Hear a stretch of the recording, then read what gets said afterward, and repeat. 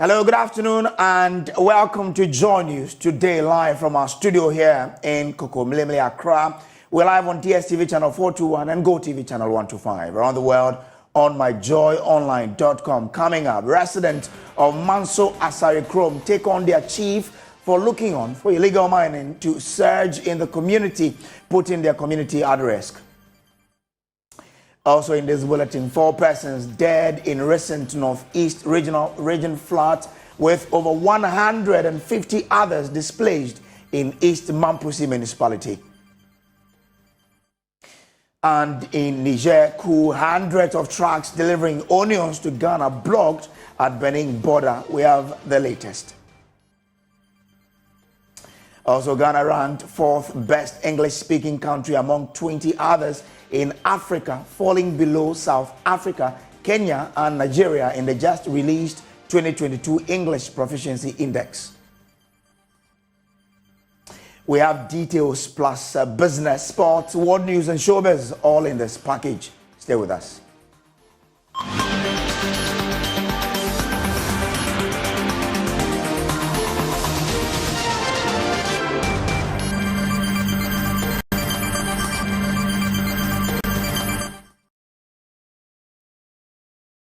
Now, kingmakers of the Accra royal family of Manso Asarekrom in the Ashanti region are unhappy with their chief for allowing a surge in illegal mining activities in the area.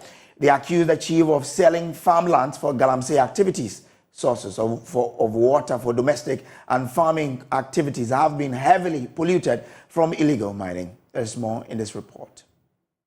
Cocoa farms and other lands for food crops have been excavated for gold mining at Pechi No. 1 in the Amansia West District. Vast farmlands at Manso Asarekrom, Antuakrom, Kenyago, Banko, Pechi No. 1 and Ensiana are left with huge gullies, posing danger to farmers in the enclave, especially when it rains. Farmers have to walk cautiously in and out of their farms to stay safe from pits left uncovered by illegal mining activities at their farm gates.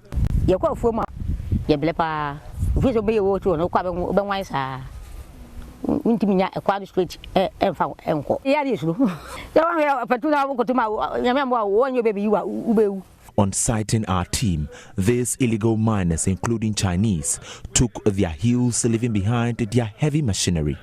The Ghana Cocoa Board projects its annual cocoa output to rise to 1.6 million tons by 2026. But this is threatened by the activities of illegal miners. Mining equipment are visible at most sites visited at Pechi No. 1. A site close by the road at Manso Asarekrom has 2 excavators digging for gold. The lands belong to natives of Pechi No. 1. The head of a Kwana clan, Nana Kwesi, blames the chief of Pechi No. 1 for the wanton destruction of farms, lands, and water bodies.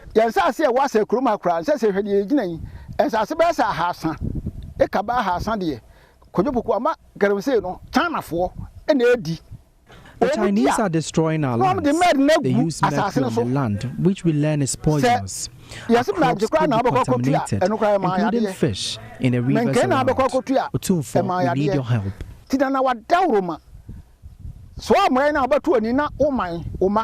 The Nkoswohini of Pechi No. 1, Nana Kofi Amwakohini III, is seeking the intervention of the Asantehini to curb the menace.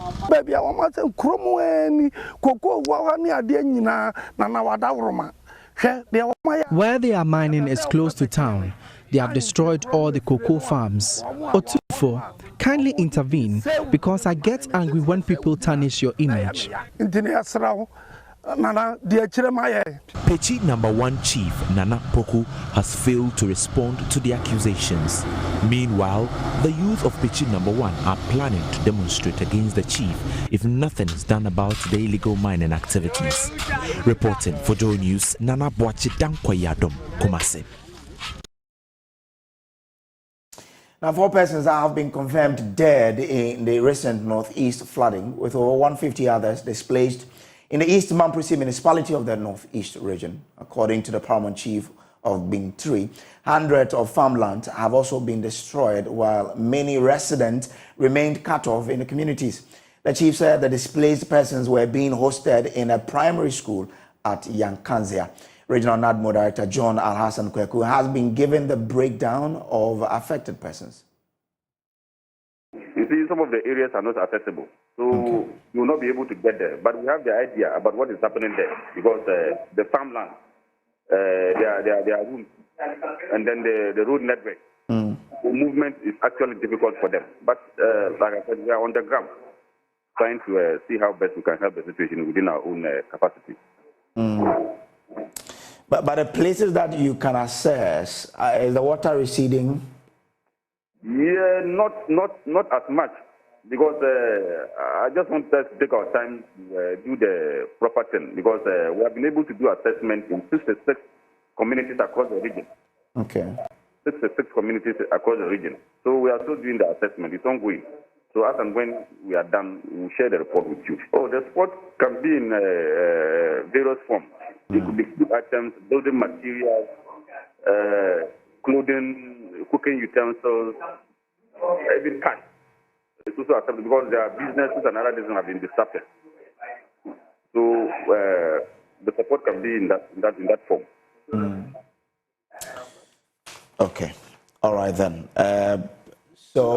Let's see how it will go. But are you picking a report of the situation today? As we speak, what's the latest on this matter, on this flooding situation? Like my minister indicated. Well, the regional minister, Yidana Zakaria, also toured some affected areas yesterday and shared his assessment of the situation with Joy News. The biggest worry is the farms that have been flooded. But for human life, thanks be to our Maker, I think that they have recorded 2 deaths. That's unfortunate. Okay. But if it were in the past, it would have been more than that. Okay, so 2 people have died? So far, yes. One died on his way from Geturi to Bintiri. He was caught in the rain, and he didn't know that a crater had actually been created on the road. So he fell into it. Unfortunately, that was the end of his life. A community called Gardening, one little boy, children in water, whatever happened, when the parents were busy trying to salvage what they could, this child, out of nowhere, decided to swim in the water. And that also was the end of his life. So these 2, unfortunately, we've lost them. A third person got injured, and he's still going through treatment at the Bolgatanga Regional Hospital. And we are praying for him to recover.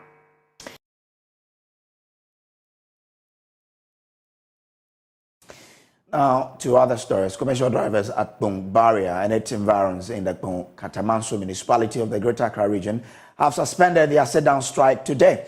They state that the suspension follows an assurance from the Bong Katamanso Municipal Assembly to address the deplorable road in the area. Municipal Chief Executive of the area, Samuel Oko Amankwa, promises to have the road fixed by the end of this week. My colleague Carlos Kaloni has more and joins me with the latest. Carlos, what's the situation on the stretch today? All right, so Brace, following yesterday's agitation or sit-down strike by the drivers this morning, we visited the stretch and realized that the drivers were not on the stretch as they actually gave the assurance that they would be doing this morning. And so as we speak, no sit-down strike is ongoing. And so we inquired from the drivers why, and they have been saying that yesterday after the incident, they got some assurances from the MCE that very soon machines will be deployed to the road to start some construction works there. So that is the situation. They've actually suspended the sit-down strike as we speak.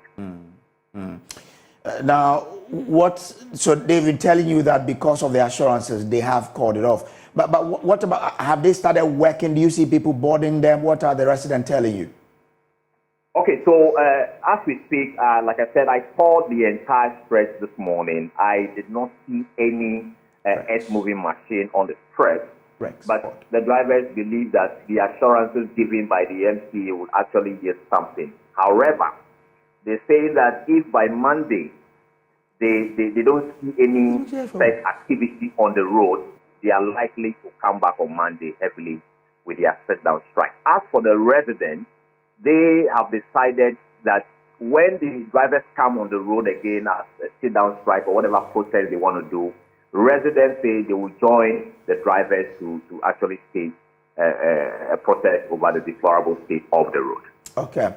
Now, we've been joined on the telephone line by the chairman of the Drivers Association, Rexford. And Rexford, grateful that you could join us. Now, so if by weekend the promises or the assurance by the Assembly is not fulfilled, what do you intend to do? Okay. Good afternoon, sir. Can you hear me now? I can hear you, sir. Okay. Thank you very much. I think your colleagues have earlier asked or have interviewed me about what I said, and what I'm trying to say is that if, as yesterday we saw them surveying the road and they give us assurance that this week we will see something on the road, and what we are saying, we have, because of that, that is why we have suspended our sit-down strike, and what we are expecting from today up to Saturday or Sunday, and we not see anything, then we'll advise ourselves. Okay, all right. And if you say you advise yourself, what do you mean by that? That it means what I'm trying to say is that we'll go on the sit-down strike again. That is Monday coming. Okay, all right. I'm grateful to you for joining us here. Rexford is the chairman of the Drivers Union in the Katamanso area. Now, to other stories, over 100 trucks loaded with onions are locked up at the border town between Benin and Niger following the border closure. The action was taken on the orders of the Economic Community of West African State, ECOWAS, in opposing the military takeover in Niger. Onion traders in Ghana have so far lost close to 40 million cedis as trucks carting their onions are locked up in Niger. Nanaya Ojima of our foreign desk delves more into the issue and files this report.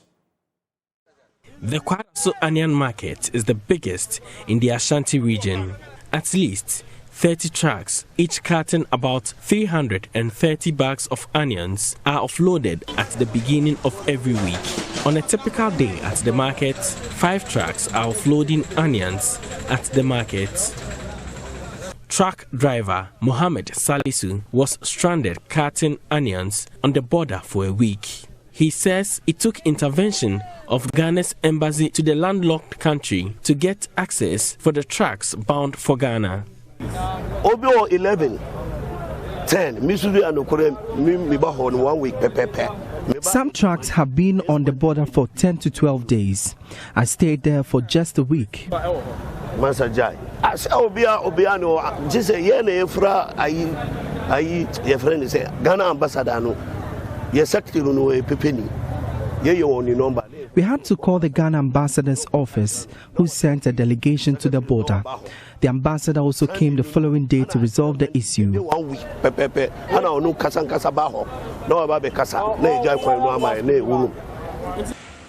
Mumuni Abdullahi, who was bound for Niger, had to divert his route to Nigeria to get onions after being stranded at the Benin borders for days.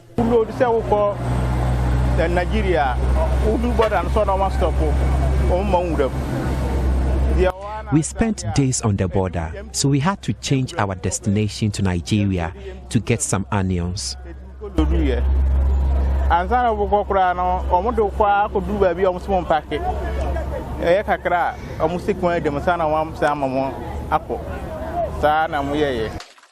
Video footage available to JoyNews shows hundreds of trucks carting onions stranded at the border. The contents of the trucks are already rotting away. Some of the trucks are offloading the onions for local traders. About 100 trucks expected to deliver onions to the Kwadaso market are locked up in Niger for many days. Each truck is transporting at least 300 bags of onions at the cost of 1,500 cedis each. An estimated 45 million cedis worth of onions remain locked up at the border for fear of terrorist activities at the Niger-Burkina Faso borders. The route is not an option for the truck drivers. Mohammed Amidou, early morning, received 350 bags of onions he had imported. After opening the sacks, most of them were rotten, forcing him to sell the little he could salvage for 200 cedis per bag instead of 1,500 cedis.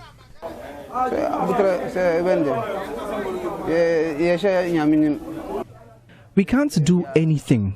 We look up to God now.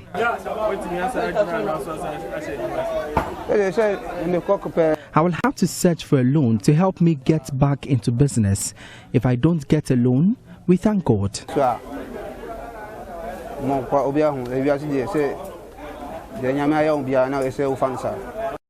Many importers at the onion market count their loss. Mumuni Alabila has 2 trucks of onions locked up in Niger. It is unclear when these trucks will get to cross the border. He wants the ECOWAS to find a solution to the present situation. We, the onion traders, we are get a bank loan and doing our business. When the cars block over there, it affected us more. So as now, we don't know what we are going to do. We are appealing the government to do what he will do and get our goods to come. Some of our goods, it's fall over there, about 2 years now. So when we are here, some of the traders are here now. Some of us, they are in hospital. 2 of my brothers, they are in hospital because of their money collapsed over there. The onion retailers who have purchased the bags offloaded in the morning dip their hands through the onions poured on the ground in search for those in best shape. They find it difficult retrieving the good ones.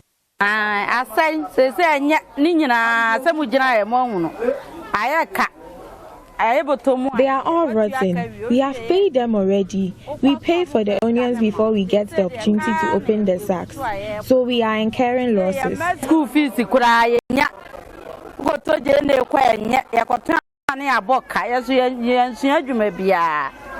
are near Juma. But me for 5. So Jenny, no I bought 5 sacks and they are all rotten. If this continues like this, how do we take care of our children?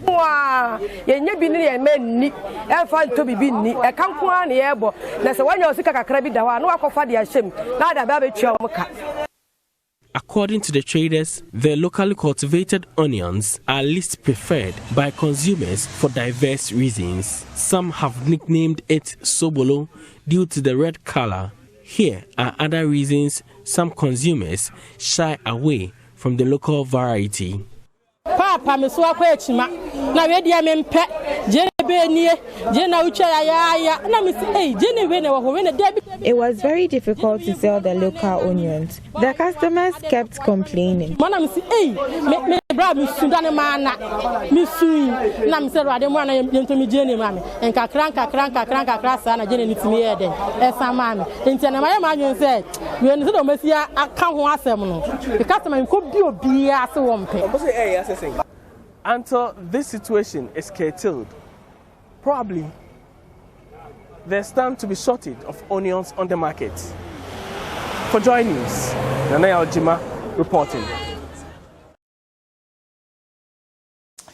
Now, the 2022 English Proficiency Index has ranked Ghana 4th in Africa and 41st globally, falling below the levels of Russia, France, Cuba, and Spain. In Africa, South Africa placed first, with Kenya and Nigeria assuming 2nd and 3rd positions, respectively. The Education First English Proficiency Index, EFEPI, attempts to rank countries by the equity of English language skills amongst those adults who took the EF test. The 2022 edition was calculated using test data from 2.1 million test takers in 2021. 111 countries and territories appear in the 2022 edition of the index.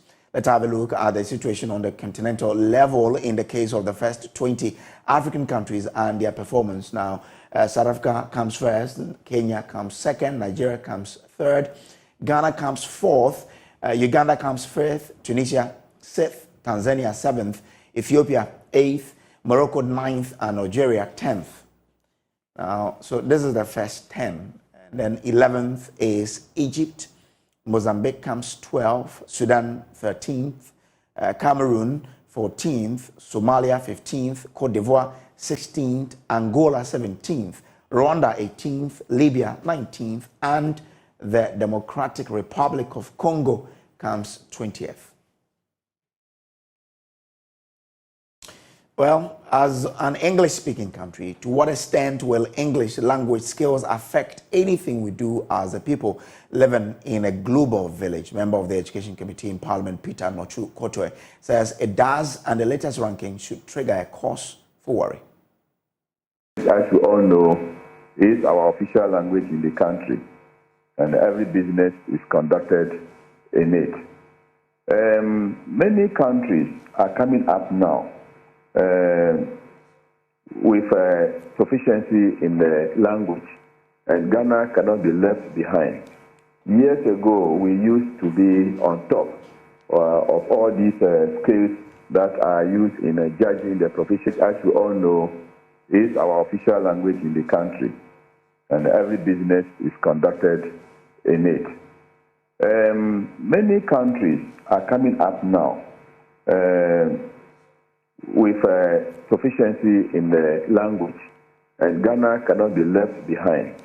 Years ago, we used to be on top of all these skills that are used in judging the proficiency.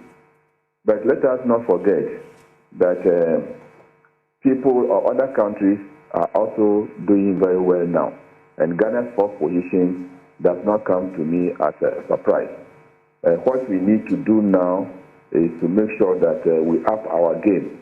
We should not be playing third position as it is now, because we have that flair for good English other than the other countries. But one major problem we are having now is the inability of our learners to read. The reading culture has reduced so much in the country that we are not doing well. So if we revive the interest that learners should have in reading, I am sure we can regain our first position. That is a major. And then the use of this mobile phone is also creating a problem. We are beginning to like pidgin English so much in the country now, which didn't used to be the case.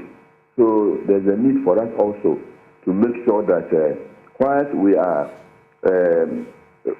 speaking either broken English or pidgin English, we must not forget about the value of the English language itself that is used as a medium of instruction in our schools. So these are the few reasons why we are falling in that ranking scale. Yeah, there should be a cause for worry, although some are not happy that we are using the English language as the only medium of instruction for all our activities. Yes, not until we decide on any Ghanaian language that will be our official language. The English language will remain to be our official language.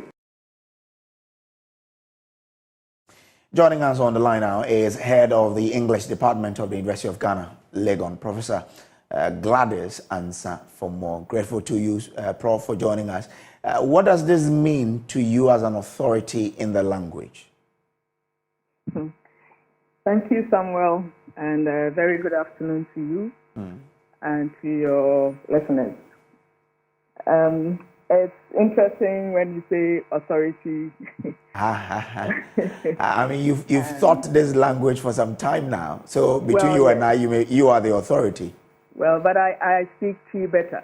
Okay, all right. Okay. I mean, for me, it's an interesting thing. There are interesting twists. For in the continent, ordinarily, it's not a bad idea at all. But if you look at the first three, South Africa, Kenya, Nigeria, these three countries are either multilingual or bilingual officially, or have a multilingual language in education policy. So you ask yourself, and Ghana is officially monolingual in English. So why is it that the multilingual countries are doing better? South Africa has 12 official languages, including English. Kenya has 2, Kiswahili and English. Officially, Nigeria has 1, but in their education policy, you will have to learn your local language as a subject. You have to learn one of the 3 major languages, Hausa, Igbo, Yoruba, up to secondary school. It is compulsory, and French, in addition to English. So why are they doing better? Why are they ahead of us? In the literature and from experience, it has been established that when people are competent in their own languages, they are able to transfer this competence into other languages that they learn later on. So if you speak Ga and you are very competent in Ga, when you learn English, you are likely to be very successful and become very competent. In Ghana, teachers are beating young children for speaking their own languages, beating them and saying they should say, I'm a fool for speaking vernacular. We even call it vernacular. And yet we are not doing well in English. We are pretending. So what I am driving at is that we are making ourselves incompetent in the languages of our environment, the languages that define who we are, the concepts around us that we think about, the things we see daily. We don't have the English to express them. And that is what's making us incompetent. So until we sit up as a nation to look carefully at our language policy and our language and education policy, nothing will happen. The language and education policy currently says that from class 1 to 3, teachers should use a language of the community.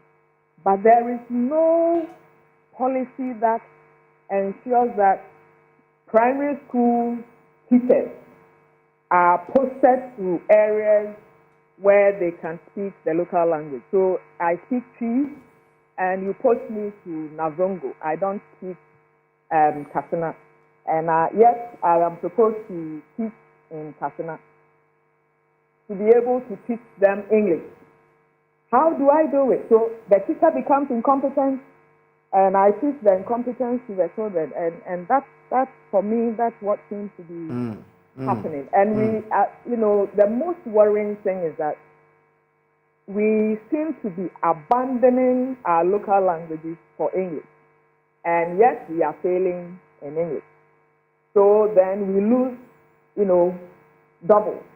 We lose our local languages and we are incompetent in English. And that is really, really worrying. For me, that is more worrying than the fourth position we are at. We probably need to start a national conversation around the teaching of English and the teaching of other languages, language education generally in our school system. I'm excited by the angle of the mother tongue and how you bring it in. So you don't feel it's a mark on how the subject English is taught in our schools, including the universities? In some respects, yes. So the books we are using, for example, apart from maybe literature books, African literature books, a lot of the books and a lot of the concepts are, especially if you are from the international school, they are wholesale from US or UK. And at the foundational level, there are concepts these books talk about that we, our children, cannot be familiar with. If you are talking about flora and fauna which are not found in our parts of the world. How are the children supposed to conceptualize it? It is too abstract, you know, and as a lecturer here at the university, English department, you see what university students write, including those in my department, even at the master's level, people who have finished first degree from somewhere, they want to come and do a second degree in English, and these are people who are already teaching the language, and you ask yourself, what are they teaching the people? Okay, all right. Yeah. It's exciting speaking to you. I'd love for us to do this more. Grateful to you for joining us, Professor Gladys Ansah, head of the English Department, University of Ghana, Legon. After an extensive reportage by JoyNews on the physical abuse of a 9-year-old girl at Goso in the Ahafo region, she's accessing full educational scholarship and care. Little Stephanie lost full function of her left hand after her stepmother literally bored her hands in a rice cooker for taking her 2 Ghana cedis. Following a series of reports by Manso Asarekrom on her condition, Manso Gold Bibiani Limited funded a number of surgeries to save the almost deteriorating hand.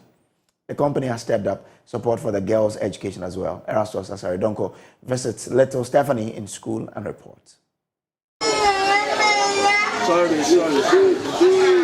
Little Stephanie's stepmother allegedly held her hands in boiling water for taking her 2 cedis to buy food. The incident was first reported in March last year. The girl's deteriorating hand was discovered weeks later at their Goso home in the Ahafo region. After about 6 months in hospital and a series of surgeries funded by the Manso Gold Bibiani Limited, doctors were able to retain the hand and partial use of it. The mining firm has further responded to the multimedia group's call for help for this child. Stephanie has been placed in the company's flagship model school with full scholarship, including free meals and transportation from her village about 8 miles from Bibiani. Her class teacher, Seth Ochre, says she is improving academically. When he came, the performance was a little bit down, but now she is progressing. Headmaster of Manso Gold Bibiani Limited Basic School, William Jansan, admits though the abuse had a psychological effect on her, the school has embraced her. Initially, she was tense and timid, and we saw that she used to cover her deformed hand with a handkerchief. So I met with my staff and we decided to officially introduce her to the whole school to explain her situation to the school for them to accept her how she is. So we did that, and then the students accepted her, and after that she mingled with them freely. Sustainability manager of the Manso Gold Bibiani Limited, Emmanuel Edu, speaks of the company's vision for Stephanie. We have given her full scholarship into our basic school, which is the best school in Western North region and Bibiani, and one of the best in the country. She gets free feeding, she gets free transportation, She gets free school uniform. She gets free school logistics like books, pens, and all other materials, including her school uniforms. Meanwhile, Ellen Sewa, the stepmom accused of abusing her, is being tried by a Goso Circuit Court. Stephanie's biological mother has an update. Initially, she claimed innocence, but later went for a lawyer and claimed the act was not intentional. She said she was trying to beat the child and she accidentally fell and dipped her hand in hot water. Her lawyers tried to intimidate us in court, but we are not perturbed. We pray for justice. Reporting for Joy News, Erastus Asaredonko, Bibiani, Ahafo Region.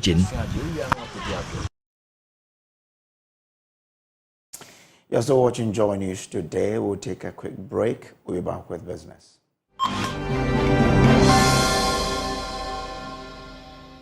Hi, good afternoon. Welcome to business. My name is Daryl Kwao.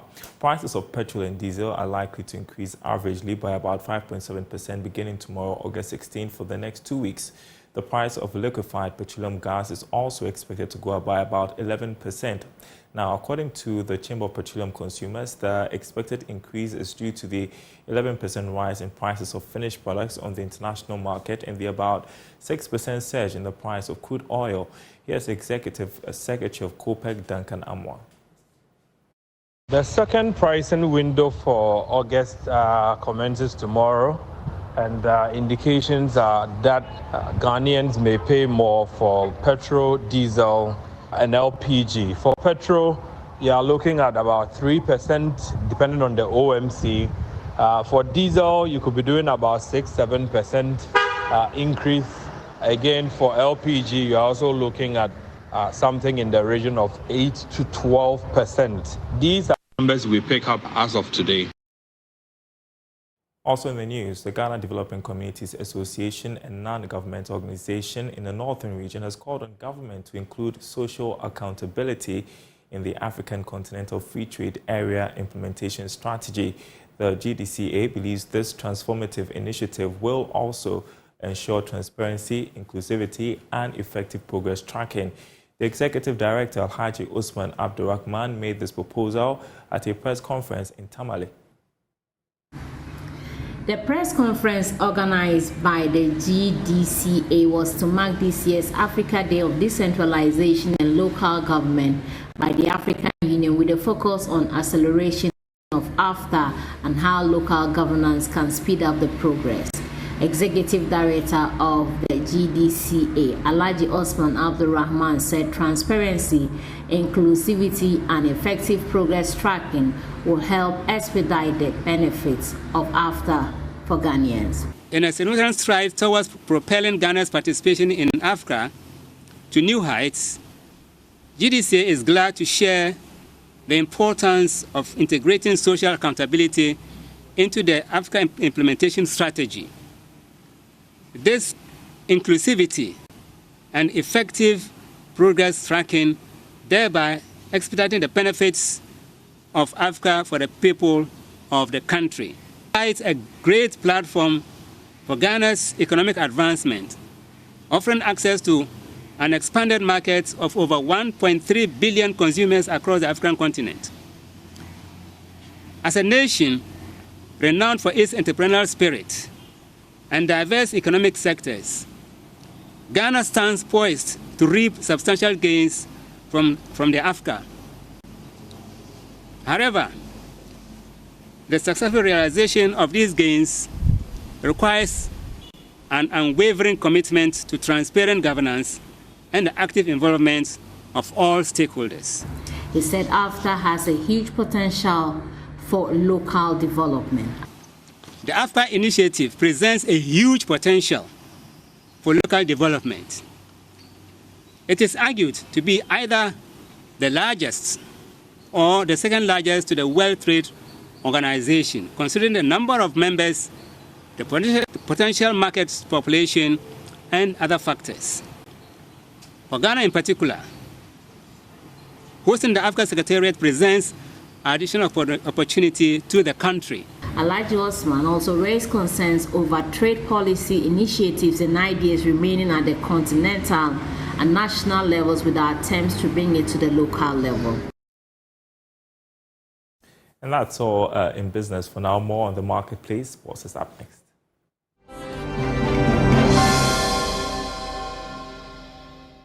Let's do sports now on JoyNews Today with me, Hoftao Nabila Abdullah, and Togwe Afeda, the board chairman of Accra Hearts of Oak, says that the biggest enemy of the club is within the club itself. According to him, many people outside the Phobia family actually believes that there is a fracas involving management, players and supporters, and he says that this negativity has made it very difficult for the club to be able to secure some sponsorship.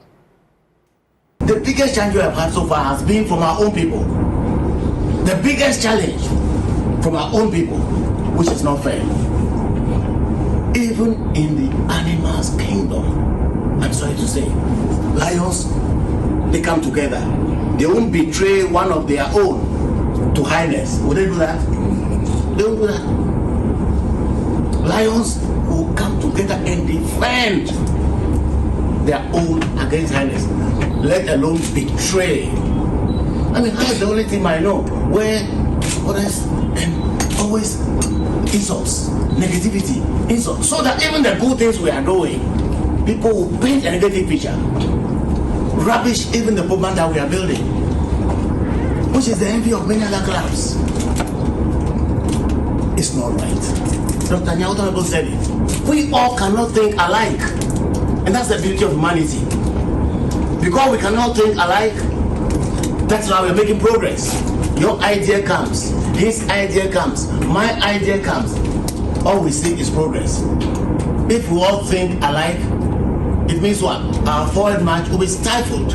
We can't make progress. That's a reality. That is the reality.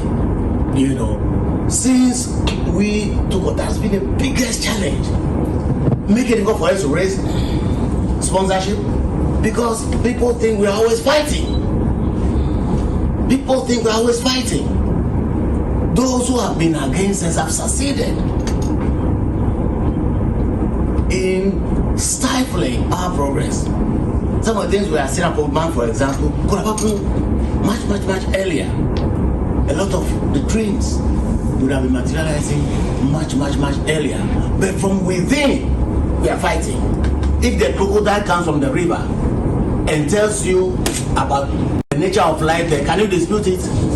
So people come from here, pretend, I'm talking about the family Hearts of Oak, pretend they know every bad that is happening and go and present it. Everybody believes it because it's coming from our supporters. Because no supporter is known to undermine his own. So if supporter is undermining his own, then there must be some truth in it. If he comes from the house and says the house is burning, it must be true. But it's not true. I said it, for example, we never sack Papish. Some people like to say it every day up till now that we sack Papish. Even though they know the truth. Why are we like this? People know we didn't sack Kenichi. But they so dishonestly and wickedly will say that every day.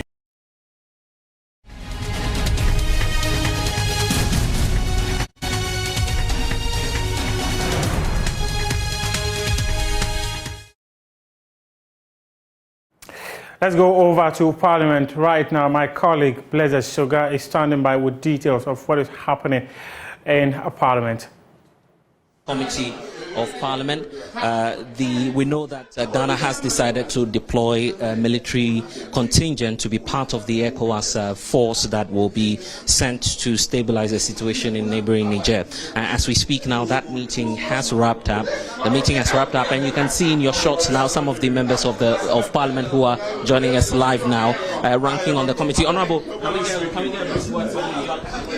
but we'll get some of the ministers as well who would also comment and speak to us live. We are live on the Joy News channel. If you're watching us now, you can see the Defence Minister in your shots right now. Honourable, you're live on Joy News. What message can you share about today's meeting? I've told you that I have no interview. We are live on Joy News. What do you have to share with our viewers? So that's the Defense Minister, Dominic Nitiwul, in your shots there.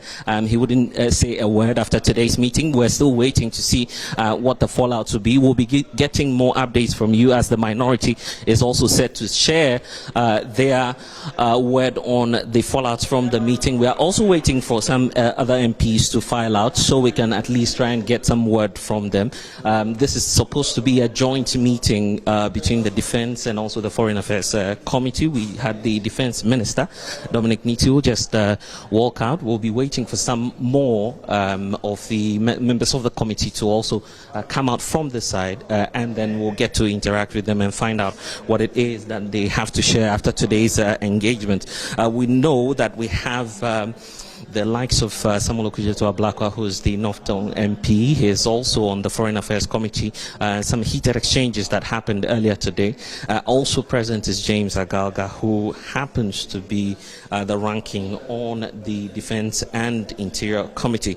So if you're watching us now, this is the JoyNews channel, and we're bringing to you live this meeting that transpired throughout the early parts of today. It's about wrapping up, and it's a meeting between government and also the Defense and Interior Committees of Parliament. We also do know that, of course, we'll be having some of the MPs file out very shortly. But just to brief you on what has transpired so far, that there's been this whole conversation surrounding what it is that the Parliamentary Select Committee would decide on as to whether or not they would support the decision by the President to commit the troops to the ECOWAS force. Mind you, that President Akufo-Addo, when he went to Abuja, decided to support the decision by ECOWAS, and also to support the decision to be a member of the joint decision that was made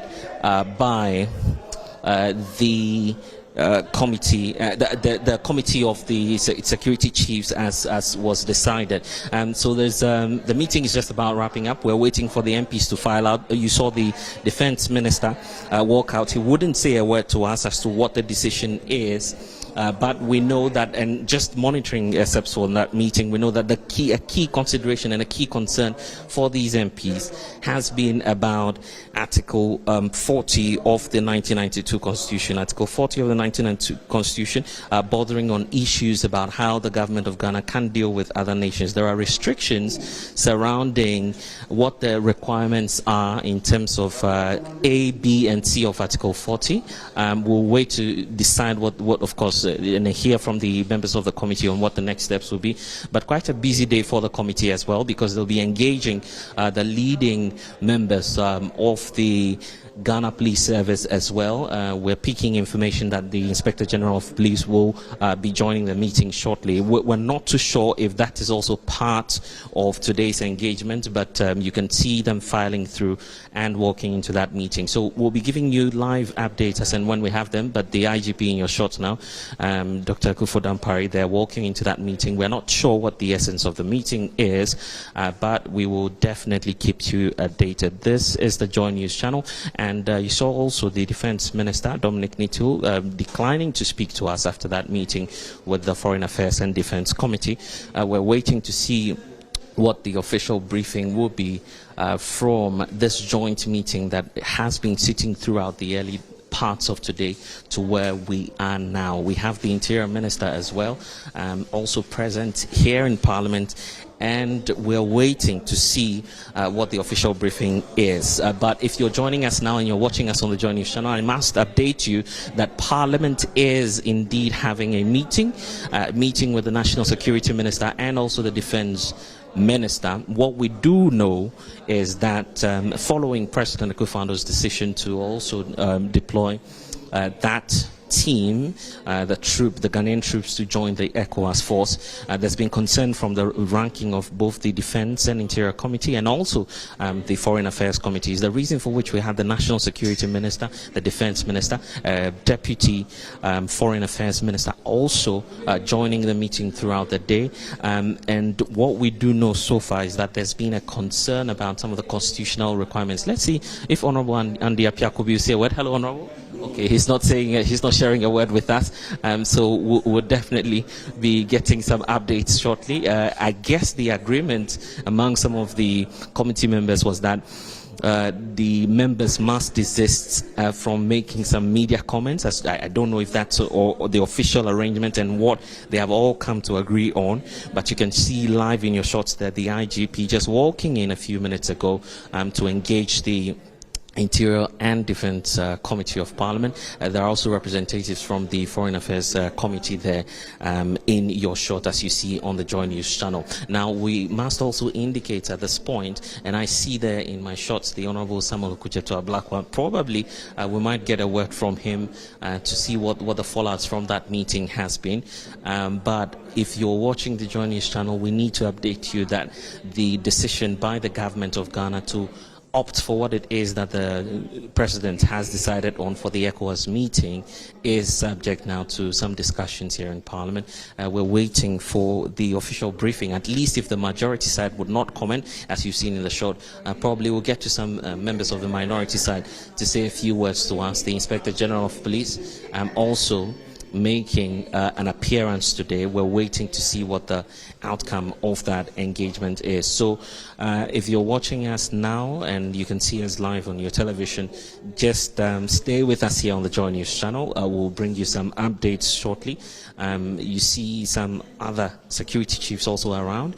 We're waiting to see what the briefing will be. So there they go in, moving into that briefing. I'm sure that it's all part of the series of engagements that will be happening as far as this whole stabilization force issue is concerned.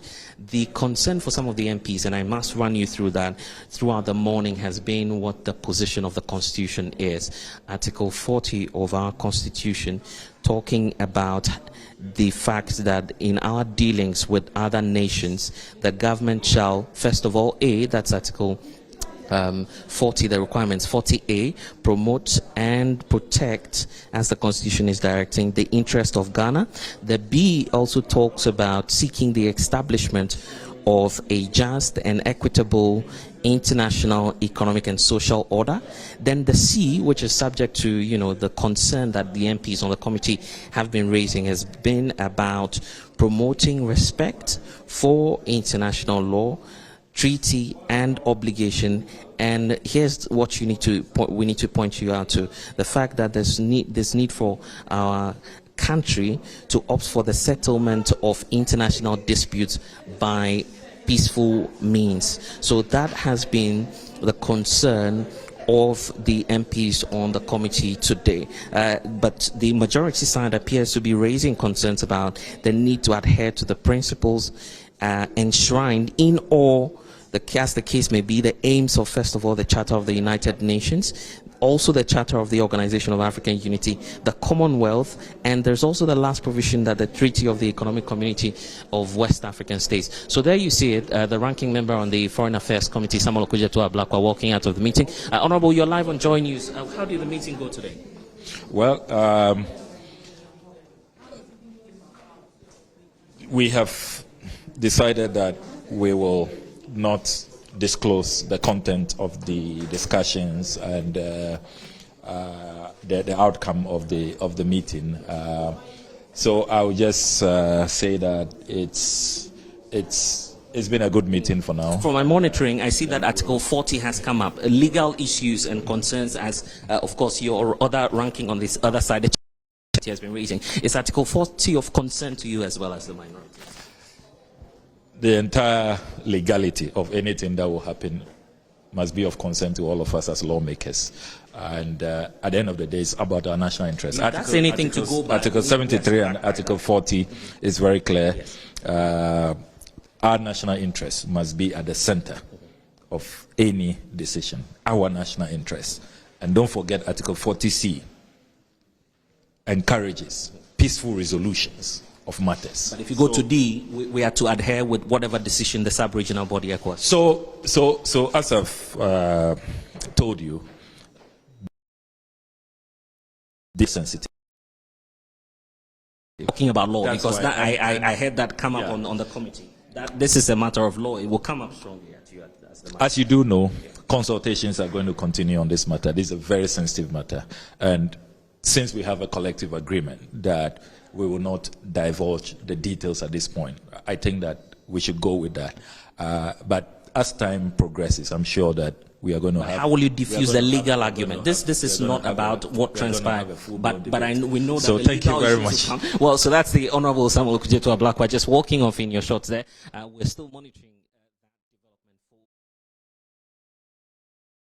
That was from the Parliament House, the meeting between government and Parliament in our bid to send military to intervene in the Niger situation. This is still Joy News. We'll be monitoring the situation in Parliament, and when anything comes up, we'll take you back there. But for now, we're grateful to you for joining us. There's more news on myjoyonline.com. Up next is Marketplace with Daryl Kwao. Have a great afternoon.